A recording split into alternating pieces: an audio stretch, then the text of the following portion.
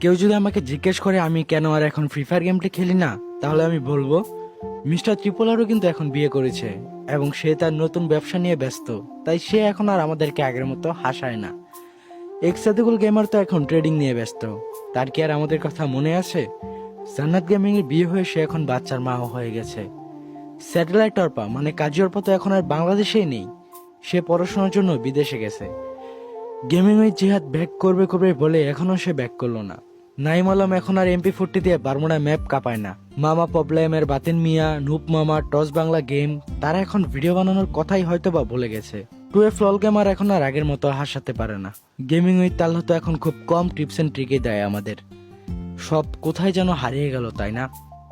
হ্যাঁ, এখন কমিউনিটিতে অনেক ভালো ভালো ক্রিয়েটর এসেছে বা হয়েছে, তবে আগের কমিউনিটিটা ছিল দুর্দান্ত। কি ছিল না সেখানে? কথায় আছে না, ওল্ড ইজ গোল্ড।